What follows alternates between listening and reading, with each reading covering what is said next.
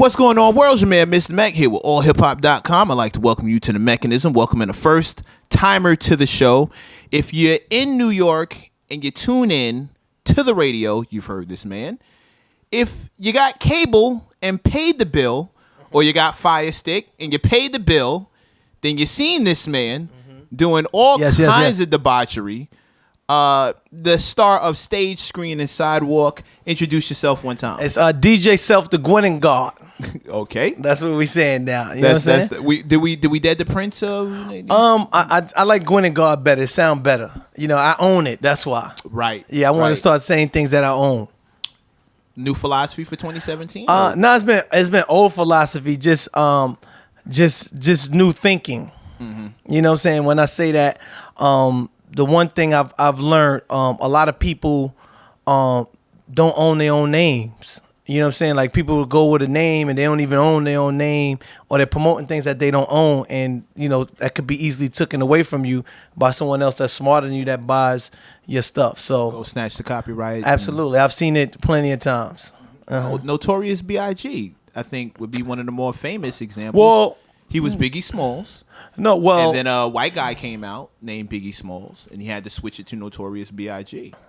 I think the white guy had the name before him, though. I think. But the only Biggie we acknowledge is Mr. Wallace. Got you. But you see, that's kind of like Christopher. But you would say that being from Queens, but it's the only Christopher we acknowledge is Mr. Wallace. That wouldn't have made my point. I know, but then you shouldn't have said it then, Mecca. You know what I'm saying? I'm just saying. Real? Okay. Now I see what kind of interview we're going to have. Yeah. All right, what's no up, problem. baby? Yeah, what's no up? problem. You know what I'm saying? Yeah. So Creep Squad, a group you really weren't in, but then you went and kicked somebody out. since this is how it's gonna go. Okay, let's do it, Mecca. Yeah. I mean, shout out to Nas. We can do this Queens Brooklyn thing all day with hip hop is concerned. I'm used to doing this, baby, because you know what it is. If anyone who's not from New York City, I think a big rivalry, playful. Mm-hmm. Let me say that rivalry is always Brooklyn and Queens all the time. It's always been like that, and I don't know where it started from, to be honest with you, but I know it resurrected with Nas and Jay, and then like forever and ever, it's always been your Queens is better than Brooklyn, and Brooklyn is better than Queens. It's always been a Brooklyn Queens thing, and we always botched in together. Like, if you're from New York, like Harlem and the Bronx is botched together, but I think Brooklyn and Queens, we always just want to be better than each other. Because I've always said Queens people, in order to get to New York, you got to go through our airports. And all that. Yeah, we heard all that, but Brooklyn is always the better borough. Point blank. Well, I mean, compared to who? I mean, just period. Nah. Okay. Nah. I mean, Brooklyn. If we're gonna start, are we talking hip hop? Are we talking about just period? We should probably talk hip hop, because we'll kill you in hip hop. We absolutely. What you gonna say? Russell Simmons. Yeah, not even Russell Simmons. That. We have MCs that come out and stay out. All right. We're the masters of longevity, and we've kept New York on the map throughout. You sure? I mean, 50 Cent, Nicki Minaj. Yeah, man. Yeah, I'm sure. You said longevity though. Tribe Called Quest, LL Cool J, Run You said DMC. Longevity. Who's been out longer than Tribe Called Quest? Tribe Called Quest has been out of the game for quite some time. I think they back probably with had a #1 album. I think they've been. Keep going? Hold on. I think they've been out. I think Tribe Called Quest been in the game for maybe 4 or 5 years. Then they kind of was retroing. Let's get it straight. Retroing their things. I think they only had 4 albums, to be honest with you. So if you want to say longevity, we always use our trump card, which is Jay, which is I don't even know how many albums, which is more than right around the same time. Oh, we talk. Don't do that. Don't do that. Are we talking about album? Don't do that. We talking about number of albums, or are we talking about length of time? Because those are two separate things. Listen real quick, because you can always tour. You can always tour with classic songs. Facts. Which if you're using Tribe Called Quest, yes. So do you want to count more classic songs? They don't got more classics than Hov. Don't do that. Don't fool yourself. Queens don't kid has yourself. more classics than Brooklyn. Oh, now you're switching the beat up. Okay. Mm-hmm. My flag has always been firmly planted in QU. So I think As Queens just has more. I think we just outlast everybody. But I live in Brooklyn now. As So, you should, because you were smart. I just Understand needed that. to be closer to the city, bro. I needed to be closer to Well, work. Queens is close to the city too. I just think that you were smart. You understood. You needed some of that. You needed some of that Brooklyn inside of you to make sure that you Pause. know that you were in hip hop. It's cool. I just felt like Brooklyn needed the help. That's why I'm here. It's all charity. okay. I'm just here. I'm strictly here for the people, man. Okay, I hear I'm you, doing what I I hear can you, do. yeah. Says Look the person who moved to Brooklyn. Okay. Yeah, it's charity. Sun shines on the dog's ass more than once. Sometimes you gotta help the people. You can't just stay there. They needed the help. So here I come to the rescue.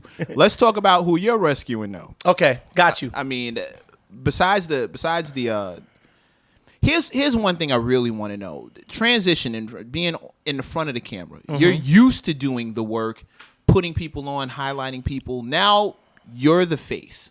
Now you have to be the guy. Explain to me now. I'm confused. There are tons of people who take to radio, and for the longest time, your job was profiling other people. Got you. You bring people to your show. You basically make them famous in not so many words. You give them an audience. You give them a platform. A platform. True, it's one that you built and you created, but your job was to put somebody else in the forefront. Yes. But now you've become and I noticed over the years it was something you were working towards anyway, but now you are the face of your brand. If it's not, your voice has a face that goes with it, thanks to the television and thanks to other appearances that you've done. It doesn't sound like it's been much of a transition. Or have you even noticed a difference between point A and point B? No, because I'm still that person that I still keep that platform. The reason why I did television is to enhance me creating a platform for other people. Even when I first did television, when I started wanting to do television, the first thing I did was grab a whole bunch of people that I knew and say, hey, they're doing casting for Love and Hip Hop. I think that you should come do it with me. And I grabbed maybe 10 people. I was like, yo, this person, you need this person, you need this person, and brought them all in for casting. Only a few made it through. Right. But that's always been my goal, and that always will be my goal as the person that has the create platforms for people. It's just always been in me. It's just that now people see me on television. Some people may think, that I'm trying to be the star, in which I'm not. It's kind of like me just reaching out to different aspects of people that I couldn't have being on radio in New York, in the New York area, where I couldn't reach out to people that was in Compton or somebody that was in Arkansas, unless they followed me in social media. And then a lot of times, if they didn't know who I was to follow me, then they would fall on deaf ears. So I decided to do Love and Hip Hop to enhance my helping out of people, I should say. Your ability to help. My out. ability, yes. So that's why I decided to form a record company, which is called Gwinnett Entertainment, because I felt like now I have a platform like none other. So I wanted to treat it like a business. So now I have a big commercial. So now I could attract artists that I would normally get, and they were believing in me because of the commercial that I have. Which is Love and Hip Hop. Which is television. Television in general. Okay, that's what's up. Yeah, for the people who don't know, what does Gwen? We hear you say it a lot on the show, but I know what it. But if you could, please. You do know what it means? I would have like an to, idea. Okay, good. I think I know what it means. Okay, good. Because the thing that mind boggles me is everyone has a meaning for the name Gwinnett. And I always say this, and I will say it again. Gwinnett has no meaning. It's a name. Gwinnett is not. I'll say this: 90% of the people, their name has no meaning. Their name is just them. That's what represents them. And Gwinnett is a name that represents me and the people that I grew up with or I came up with. The way I started putting Gwinnett in the forefront. It was a time where I used to make shirts. I made shirts that said DJ Self on them. And for people who know me from when I first started, and what I noticed is people didn't want to wear a DJ Self shirt. Or if they did, they wore it once, twice, they threw it away. I never saw it again. I kept making shirts. I kept going broke making shirts. Even my own partners, my homeboys that were next to me. You know, why you don't wear the shirt? Oh, because every time I walk down the block, they ask me, "Are you DJ Self? Are you DJ Self?" Because they didn't know the face. Right. So I said, all right, let me figure out something that I could put on a shirt that represents my whole crew. And a word Gwinnen is or the name Gwinnen is what we used to always say. And then I said, okay, let's put Gwinnen on the forefront. So Gwinnen really is no meaning. People come up with meanings: good winning, gangsters winning, grinding and winning. Okay, if that's what if that's what it means to you, then that's what it means to you. But it's just a name that represents my crew. As if anyone had their first name or their last name, Right. If some last name was Moskowitz is not, it doesn't mean anything. It means your family name. So if I want to say Gwinnen means my family name, and anyone that I accept or my partners accept into the family. Okay. Well, yeah, I've seen how the family gets down. The family that's on your T-shirt now. Oh, Creep Squad. Yeah. Okay. It's a whole different kind of looking family. MyGwinnen.com. You can buy these. Sweet plug. Yes. Yeah, man, it's little rocky over there for this. I know that stuff has been over and done with, but we watching the episodes. We still filming now. Like a lot of people, I think what they did now is they try to film true to date, and when closer I say to what's closer happening. to date, because this is my second season, so I'm new to it. But I think what happened is throughout social media, things happen, and then they probably want to see it on television or what happened, and they probably filmed already. So now I guess they say, all right, let's try to film closer to date. So it probably maybe like a week off, 2 weeks off. Oh, maybe. That's right around it. That's accurate. Yeah, it's pretty accurate. Yeah. So you're going through this drama now with your man jumping over tables and Peter Gunn's old 10 Yeah, stacks. I still got the scar on my back. For what? I think it was Peter Guns and Cisco was arguing over money, and when they was fighting, Peter Guns was very upset, and he slapped we had a card game. It was a poker game. He slapped the card dispenser and it hit me right in my back, and I was just like, and it just left like a nasty gash on my back. Ooh. I was thinking about suing Peter, but I was like, nah, he just lost 10 stacks. I want to he lose got no more kids, money. man. You got to chill. You can't take that man to court. You better see what's Mona talking about. I'm from Brooklyn, so we take any open opportunity to make some extra cash. Obamacare don't cover that. I mean, not when you're in a certain bracket. excuse me, bracket. Okay, sorry, my bad. Yo, how authentic is this? You hear a lot of people talk about, it's made up for television. It's not that serious. It's scripted. The one thing I'll say, I don't know, because I'm not there when other people film. So I only could talk for myself. And myself is very authentic. The one thing I think people seem to forget is you may be extra because it's a camera in front of you. Right. So at the same time, something that you wouldn't normally do, you probably would do because you know that it's a camera in front of you. So a lot of times people are on the defense. So therefore, normally I wouldn't come and go back and forth with you about Brooklyn and Queens. I probably would talk to you about some chicks or something like that. But you already started the bashment of Brooklyn. So I had to make sure that I represented Brooklyn because I know I'm on camera. So the same thing as far as television. I may say, they may have put Caesar from Black Ink on our show, and Caesar come in, he's just walking in. Yo, what's up? Like he might say it aggressively, but he might be saying what's up to say really what's up to me. But I'm already on the defense because I don't want to get herbed on the television at all. So what's up? Right. So what's up? Then it turns into something that it probably normally wouldn't have been, but it's just that we know the camera is in front of us, so we automatically on defense. Are you trying to stay away from that side of it? Do you want to just... I don't get into I'm not a confrontational person. Me growing up where I did grow up, I grew up in Fort Greene, Brooklyn. A lot of times, people look at me as the savior to them. So they're going to protect that. So a lot of times, if anytime I get into any type of trouble or anything, a lot of people, that's the good kid from the neighborhood that don't cause no trouble. So we're going to hold him down. Right, I was that kid. I'm not the gangster. I'm not the guy who rob people, the drug dealer. No, I'm the good kid from the neighborhood that he's the one that's going to get us out the hood. So we're going to hold him down. So, I try not to get into those altercations because a lot, the people who look for me for that opportunity may take that another place. So I try not to, unless get into those. unless it's creep squad business, unless you're creeping, then and then you're that guy. Yes, and I'll explain this also because a lot of times people think of creep squad as women. You understand? And creep squad is not always with women. Everybody do different creep things.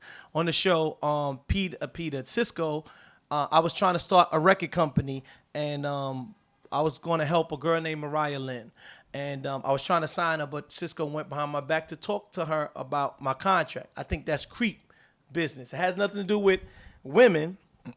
That's creepness. It's woman adjacent. There's a woman involved. Okay, I'll give you another example. Let's talk about the example of me and you going downstairs to go to Brooklyn, right? You need a ride to Brooklyn, and we getting in an Uber, and then I say, yo, I call Shotgun, right? And then I say, yo, can you go to the store to go get some backwoods, right? Or you sent me to the store to go get some backwoods. So I go to the store, come to the car, you sitting in the front seat.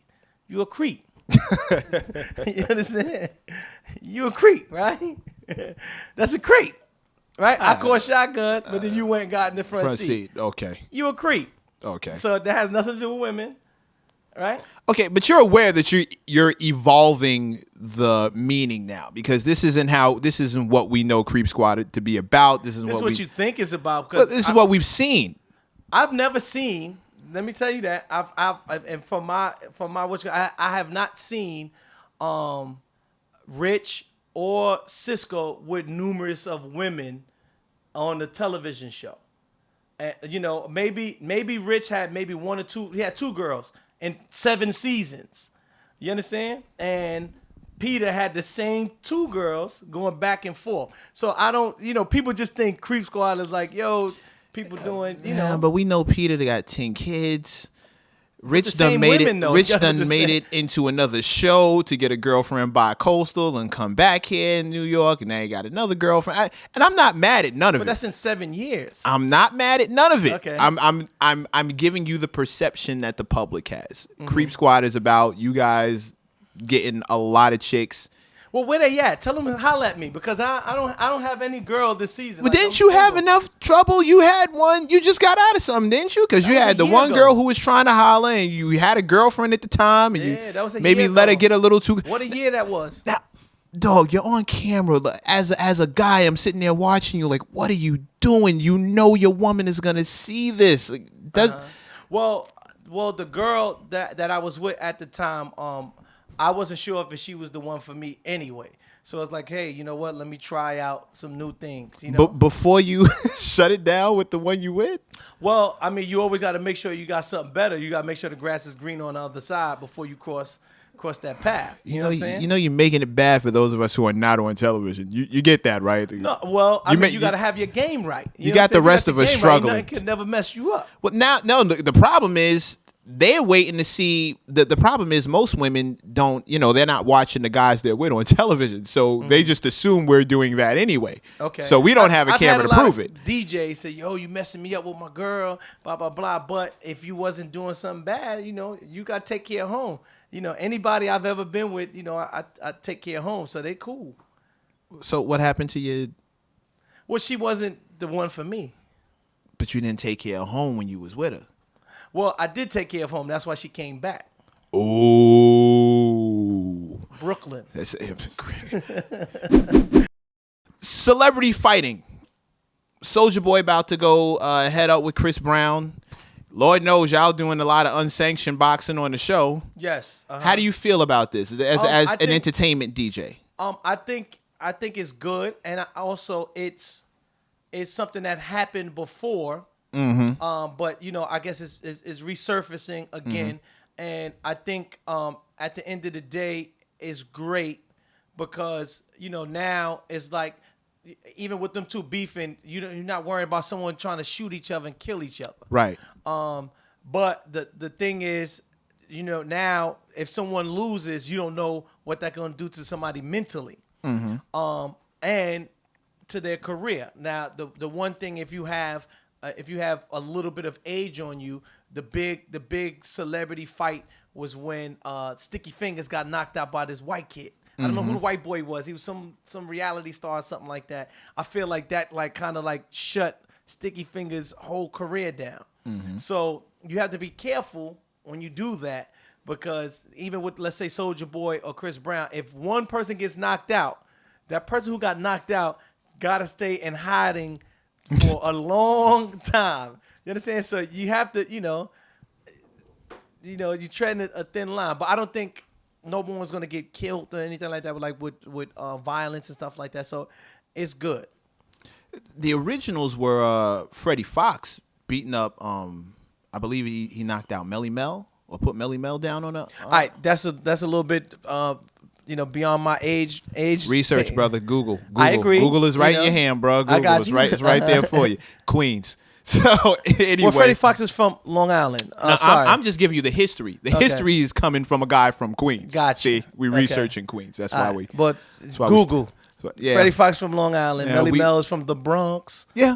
Okay. Yeah. Just letting you know. Just I knew that they got in the fight. You just telling me where they from. I'm just letting you know. But yeah, we've done we've done the boxing thing before as far as hip hop history. I just wanted to know, as far as you're concerned, how far this can go. Do you think where do we start drawing the lines? Because now you have a lesser known artist challenging bigger artists, and they'll just start using it for a platform. Well, Well, I mean, it's Riff up to Raff you. challenged 50 Cent recently. Oh yeah, he did. All right, yeah. Well, I mean, certain things you'd be like, come on, fam. Like, it's not even.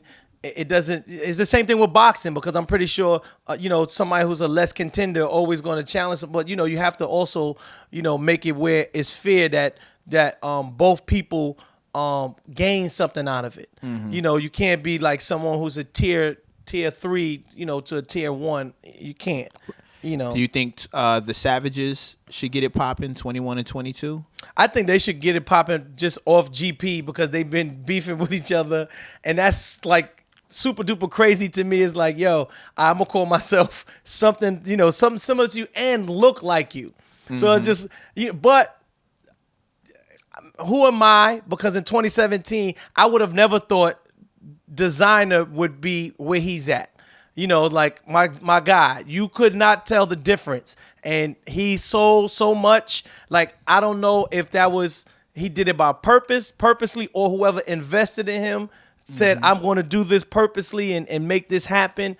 So I don't, nowadays it might be cool. Like, I remember it was a time where you couldn't bite someone, even as a DJ, I used to be scared to copy someone's style. Now I'm in a club and someone would do my routine right in front of me. You understand? Like, and it's like, yo, you think that's cool? Like, you understand what I'm saying? And it's cool to copy someone else nowadays. So, it's just weird. I was introduced to a new theory as far as that's concerned: fan integrity, not artist integrity. But it was explained to me that fan integrity is now in the toilet at an all-time low, because they accept a guy who sounds just like Future coming out, or they accept the guy who's naming himself 22 Savage. They allow these things to happen, whereas in the golden age, or even in the 2000s, you couldn't come out be Husky Joe, or you couldn't be 3 Pac. You couldn't, there could be none of that. People would just clown you. But now in this day and age, the fan integrity is so low that they just allow that. How do you?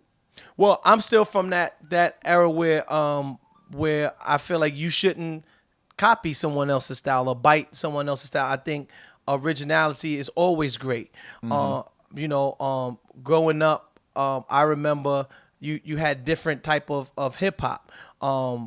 Me growing up in Brooklyn, I used to walk down the block and I used to see Diggable Planets, and they were totally different from anyone, and even anyone that was in my neighborhood. But then on that same block, Jay-Z used to live in my neighborhood where he say 560 State Street. That's maybe like 2-3 blocks away from me. So I used to see him in the GS 300. The same day I would see Doodlebug.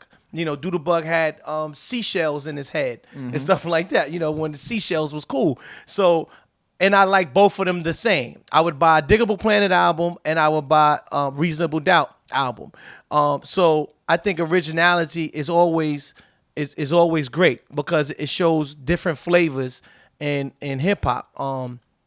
But I guess nowadays people just want the same thing. But So how will you approach that as a businessman, a dude who's starting the label? You have to, tend to the people, but at the same time, you got to put your own stamp on the business. Well, as far as starting a label, I'm in the thing called show business. I also understand that this is a business. So in order to keep the wheels moving, you have to sign things that would sell or that would be appealing. So that would be first and foremost. And something that I like personally or something that I think someone would need, that would be something that I would do on my own time and probably help them move on their own. I'll use Mariah Lynn as an example. I don't think Mariah Lynn is the urban hip hop rapper. I think she's more of a more for the LGBT community. Am I saying it right? Yeah. Right. So I think she's more, for them, and that's her angle. And I'm here to help her move, in that world. I think that, us as urban, we don't understand it, but that's where her focus is. So, right. I do, gear into other things, like that. So, me being a DJ, I still want to make sure that, it is a wide range of music, but it's still in my field, so we're still rapping. You understand? It's like that. So it's still the art of rap. It's just that geared for different types of. So you keep the skill level high. You keep the integrity, but you make it entertaining. Of the music, of the culture of rapping. Right. But it's just for other people. Just entertaining. You just have to make sure it's Okay, fair enough. So, Creep Squad business, record label business, radio business. Yes. The business of being DJ Self. It's a great thing. This year I've made a lot more money than I've ever made, and I decided to start a thing called Brunch with Self. I'm gonna do it once a year in my neighborhood, Fort Greene, Brooklyn. When I was growing up, I always talk about my neighborhood. It was a thing. I think it was called Brooklyn Meme. I think that was the title it was. I grew up walking down the block seeing Michael Jordan every day. I grew up seeing Mos Def. I grew up seeing Spike Lee. I grew up seeing Chris Rock, going to school. I grew up in Fort Greene, Brooklyn area. So Spike Lee used to throw a block party once a year, and I used to always wait for that because I know I would see every celebrity, in walking down the block of my block. So I want to be that modern day Spike Lee of my neighborhood. So this year was the first year that I took some of the money that I made, and I call it Brunch with Self, and I bought the celebrities that would come out that I know. It's my first one. So I had like some of the locals, the Uncle Murders, the Manos. I had a couple of my cast members of Love and Hip Hop come out and just say what's up to the kids, feed them food, and give them different. I gave them toys and gifts and made them eat good. Does the gentrification bother you? Fort Greene is not the same. When you look at it, the neighborhood has changed a lot. Yeah, but it's still some elements of when I grew up. It's still elements of that in there, and I've seen it because when I threw the Brunch with Self, it was no white people there. It was all black kids, black and Hispanic kids, and some Asian and stuff like that. So yeah, they're cleaning up. When I say clean up, they're making it a little bit more downtown Manhattan-ish, but there's still elements of that that original Brooklyn, Brooklyn in there. And you're good as long as that sticks around. Well, I mean, the type of person I am, it is what it is. I don't own Brooklyn, so I can't tell somebody different things, but I know they always had Metro Tech, which is downtown Brooklyn. So the thing that they were trying to do or that they're doing has always been in the plan. But they still have 4 green projects there. So, I doubt if any successful person want to live in the project. So, they're still going to have that element there. You understand? And for the scammers and the robbers, that's even great because now you can walk outside your building. You don't have to go to the city no more to scam or rob somebody. You can just go right down the block. Welcome to Brooklyn, ladies and gentlemen.